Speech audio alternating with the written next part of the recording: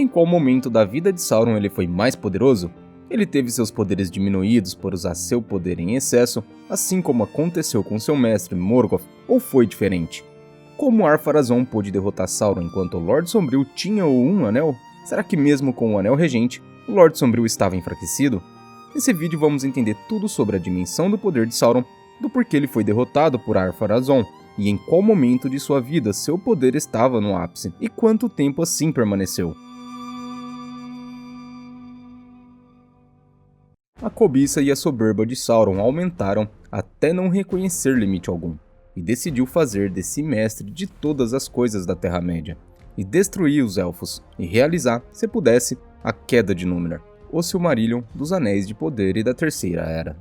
Quando lemos as obras de Tolkien, desde o Silmarillion até a trilogia de Senhor dos Anéis, nos perguntamos a dimensão do poder de Sauron, inclusive em qual momento ele estava mais poderoso, já que em alguns momentos vemos que ele foi derrotado, outros momentos saiu vitorioso, e vemos momentos em que, mesmo com o poder do Um Anel em seu dedo, ficou de joelhos perante um homem. Por isso parece mesmo que o poder de Sauron é muito variável, embora devemos levar em consideração os poderes de seus inimigos. Nunca que um oponente terá o mesmo poder que o outro, mas sabendo disso tudo, por que ele foi tão temido na Terra-média durante todas as eras? Os elfos mais poderosos o temiam, Gandalf, Saruman, que eram da mesma classe, também se borravam de medo dele. Vou fazer um breve resumo de sua vida e depois vamos nos aprofundar e tentar entender tudo sobre seu poder, e assim concluir em qual época ele foi mais poderoso. Sauron era um Maiar, um ser angelical, porém maligno e servo de Morgoth, o sombrio inimigo do mundo. Sauron então, de sua classe, era um dos mais poderosos, e sobre ele, assim está escrito no Silmarillion. Entre aqueles de seus serviçais que tinham nomes, o maior era aquele espírito a quem os Eldar chamavam de Sauron, ou Gorfaur, o Cruel. Em seu princípio ele era dos Maiar de Aule e permaneceu grande no saber daquele povo. Em todos os feitos de Melkor sobre Arda, em suas vastas obras e nos enganos de sua astúcia, Sauron tinha parte e só era menos maligno que seu mestre porque, por muito tempo, serviu a outro e não a si mesmo. Mas em anos que vieram depois ele ergueu-se como uma sombra de Morgoth e um fantasma de sua malícia, e caminhou a segui-lo na mesma senda ruinosa rumo ao fundo do vazio. Com isso podemos entender que Sauron no começo de sua carreira maligna era menos mal porque servia um senhor, mas se tornou pior quando assumiu a posição de Senhor Sombrio. Uma outra coisa que precisamos entender é o fato de que os Valar e os Maiar, com o tempo, têm seus poderes naturalmente diminuídos, mas esse processo pode ser acelerado se o ser angelical usar seus poderes em excesso. Isso aconteceu prematuramente com Morgoth, pois para manter toda a sua influência e terror na Terra-média, foi obrigado a usar muito de seu poder, e por isso ele ficou muito fraco, até ser vencido e preso definitivamente. Mas com certeza Sauron não sofreu com essa perda de poder e foi ficando sempre mais forte, certo? Errado. Com Sauron não foi diferente, mesmo que ele tenha ficado bem mais poderoso com o passar do tempo. Lógico que por sua astúcia e inteligência, quando usou demais seus poderes, a conta chegou e ele ficou mais fraco. Durante a Primeira Era, Sauron não foi tão relevante. Perdeu para um cachorro aqui, venceu Finrod Felagund ali, mas nada que aterrorizasse imensamente a Terra-média. Lógico que com Morgoth na área, quem era Sauron? Já na Segunda Era, após a derrota definitiva de Morgoth na Guerra da Ira que aconteceu no final da Primeira Era, Sauron fugiu e se escondeu por 500 anos. Ele voltou a aparecer na Terra-média no ano 500 da Segunda Era, fez de Mordor sua morada e começou a construir a Torre de Barad-dûr. E desse momento em diante começou a trabalhar para conquistar a Terra-média, pois seu objetivo era único e simples. Ele queria se tornar um rei acima de todos os reis, como um deus diante dos homens. De todos os povos da Terra, os Númenóreanos eram os povos que Sauron mais odiava. Primeiro devido às façanhas de seus antepassados, a aliança deles com os Elfos, a fidelidade aos Valar e a derrota que ele teve, quando Tar-Minastir, rei de Númenor, enviou auxílio aos Elfos quando Sauron, em poder do Um Anel, atacou Eriador. Depois ele odiou ainda mais, pois o poder de Númenor cresceu muito, e eles tinham a capacidade de arrancar de Sauron o domínio de todo o leste da Terra-média que pertencia ao Lorde Sombrio. E para conseguir vencer os Númenóreanos, Sauron teve a ideia de forjar 19 anéis de poder e dá-los aos Elfos, forjar um anel e com isso, corromper e dominar os Elfos, e após dominar toda a Terra-média, ter ao seu lado todos os Elfos. Ficaria fácil atacar e vencer Númenor. Fiz um vídeo explicando tudo sobre os anéis de poder e o Um Anel. Assim que esse vídeo acabar, vai lá ver para entender sobre os planos de Sauron e muitas curiosidades que com certeza você não sabe. O link do vídeo também estará na descrição. Porém, os Elfos descobriram sua intenção, e seu plano foi por água abaixo.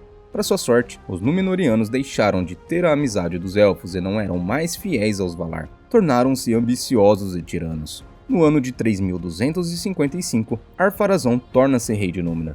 Esse rei era extremamente soberbo e egoísta. Chegou a ele notícias sobre o poder e astúcia de Sauron, pois o Lorde Sombrio tinha adotado o título de Rei dos Homens, e declarara varrer os Númenóreanos da face da terra, e se pudesse, até mesmo Númenor. Para se ter ideia do quanto Ar-Pharazôn era mau, é do mal, bem do mal. Ele simplesmente quis o título de Sauron, em ser o Rei dos Homens. Também desejava poder sem freios e dominação única de sua vontade. Assim, ele ordenou a criação de uma enorme frota de navios de guerra e armamentos, pois ele arrancaria o título de Sauron e faria dele seu vassalo e serviçal. Quando o rei de Númenor chegou na Terra-média com todo o seu poder militar, enviou seus arautos até Sauron para que ele viesse diante dele e lhe jurasse fidelidade. E assim está escrito no Silmarillion. E Sauron veio. De sua magna torre de Barad-dûr, ele próprio veio e não ofereceu batalha, pois percebeu que o poder e majestade dos reis do mar ultrapassavam todos os rumores que ouvira deles, de modo que não podia confiar que até mesmo o maior de seus serviçais os detivesse. Não achara ainda o momento de fazer operar sua vontade com o Dúnedain. Agora presta atenção nessas palavras, pois elas são muito importantes para entender sobre seu real objetivo. E assim continua. E era esperto, com grande engenho para ganhar o que desejava por sutileza quando a força não lhe valia. Portanto, humilhou-se diante de Ar-Pharazôn e suavizou sua língua, e os homens se espantaram, pois tudo o que dizia parecia belo e sábio. Com isso, Ar-Pharazôn o levou para Númenor, e lá ele corrompeu praticamente a todos, até um templo em adoração a Morgoth os Númenóreanos fizeram, e usavam de seu próprio povo para fazer sacrifícios. Convenceu Ar-Pharazôn a guerrear contra os Valar, o que causou a destruição de Númenor, mas com isso Sauron perdeu muito de seu poder, pois o continente foi inundado. O Lorde Sombrio foi para as profundezas do mar, perdeu seu corpo físico, não podendo mais assumir nenhuma forma bela, e em forma de espírito, levantou-se das profundezas e viajou, feito uma sombra, de volta para a Terra-média em Barad-dûr. Lá ele fez para si nova aparência, uma imagem de malícia e ódio, e o olho de Sauron poucos podiam suportar. Após tudo isso, Sauron tentou dominar a Terra-média novamente, o que para ele estava mais fácil, já que Númenor estava destruído. Todo o continente estava em guerra contra Sauron, e por esse motivo foi formada a última aliança entre elfos e homens, e guerrearam durante anos. Numa luta épica entre Sauron, Gil-galad e Elendil, tanto o elfo quanto o homem foram mortos, mas Sauron também foi derrotado, pois ficou sem forças devido aos seus ferimentos. Isildur cortou um anel da mão de Sauron, e com isso seu espírito abandonou aquele terrível corpo e fugiu para bem longe. Ficou escondido e sem forma visível por muitos longos anos. Com sua derrota, acabou a Segunda Era e começou a Terceira Era, e é nessa era que ele foi derrotado definitivamente com a destruição do Anel Regente. O mal começou a ter uma forte influência na Terra-média a partir do ano 1100 da Terceira Era, porém ninguém tinha certeza da volta de Sauron. E essa certeza aconteceu apenas no ano de 2850, quando Gandalf entrou mais uma vez em Dol Guldur, pois 800 anos antes, mais precisamente no ano de 2063, o mago tinha ido até lá, mas Sauron fugiu e não foi possível identificar que o Lorde Sombrio voltara a se agitar. E isso, como podem ver, é diferente do filme O Hobbit. No filme, quem descobre é Radagast. Quando Gandalf descobriu sobre o retorno de Sauron, descobriu também que ele estava reunindo os Anéis de Poder e procurando notícias do Anel Regente e sobre o herdeiro de Isildur. Apenas no ano de 2941, o Conselho Branco decidiu atacar Dol Guldur. Sauron abandona aquela fortaleza e volta para Barad-dûr. 10 anos depois, o Lorde Sombrio oficializa sua volta abertamente e começa a reconstruir a Torre de Barad-dûr. Após isso é o que vemos em O Senhor dos Anéis. Sauron foi derrotado definitivamente com a destruição do Anel Regente, pois naquele artefato a maior parte de sua alma estava lá, e foi transformado num simples espírito que não poderia interferir em mais nada no planeta. Muito bem, com esse resumo da vida de Sauron, vamos tentar entender em qual época ele foi mais poderoso.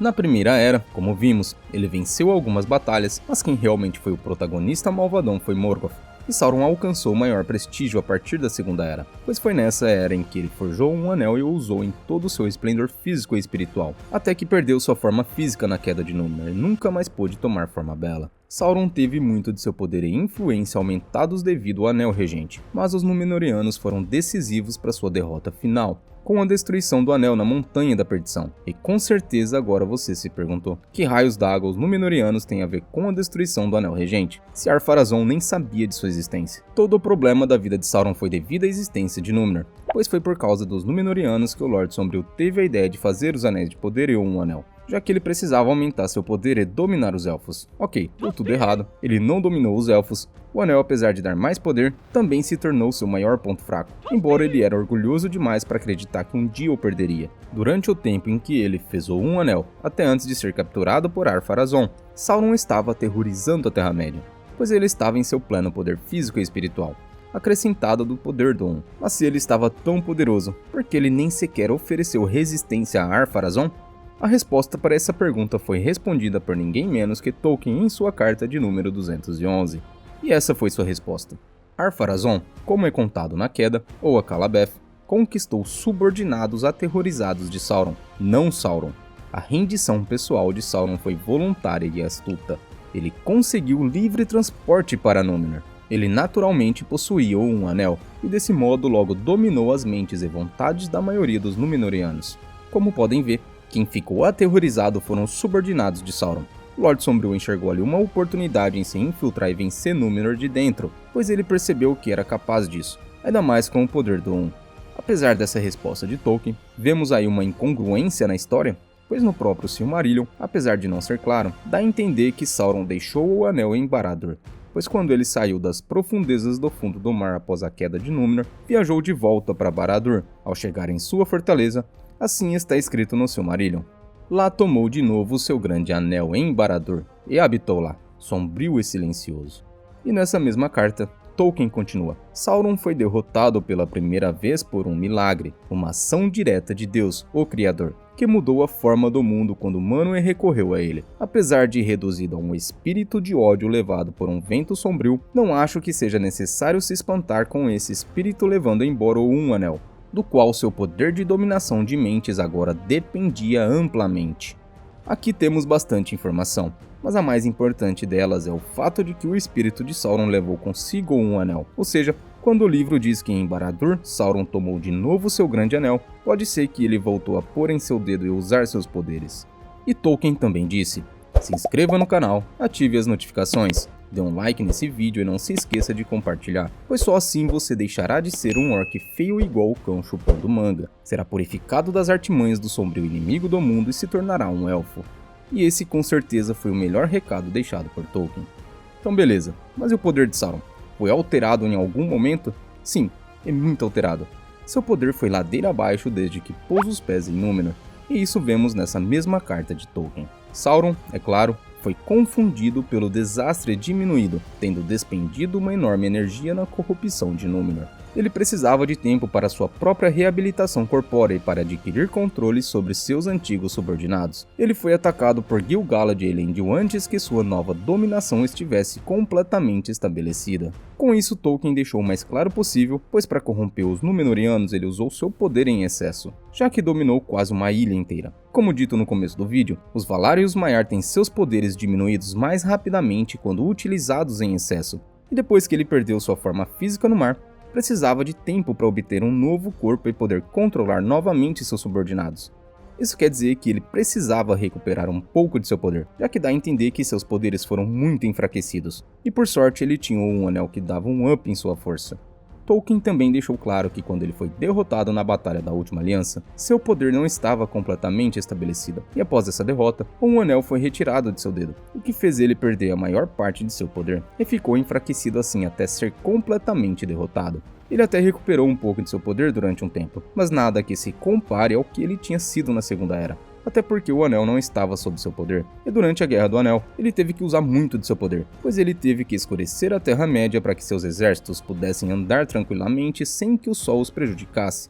Também usou seu poder para encher os corações de seu exército de ódio e fúria. Sauron criou os Olog-Rai, uma nova raça de Trolls. Eles eram mais fortes, ágeis, ferozes, espertos, e ainda podiam resistir à luz do sol sem que se tornassem pedra. Ou seja, vemos que mesmo fraco não parava de usar seu poder em excesso. Com tudo isso dito, nossa conclusão está mais do que óbvia. Sauron foi mais poderoso na época em que forjou um anel no ano 1600. até o momento em que se humilhou perante Ar-Pharazôn, no ano 3262, pois a partir daquele momento começou a ficar mais fraco. Seu tempo de poder máximo durou por 1662 anos. Por mais que em outros tempos ele não estivesse tão poderoso, nada tira o fato de que ele era um Maiar, um ser angelical e de muito poder. E mesmo enfraquecido, tinha uma forte influência maligna no mundo, tanto que um simples artefato que apenas por conter parte de sua alma era capaz de corromper os corações de elfos, homens e até mesmo seres de sua mesma classe. Esse foi o vídeo de hoje, espero que tenha gostado de saber mais sobre Sauron. Vou ficando por aqui, muito obrigado por sua audiência e até o próximo vídeo.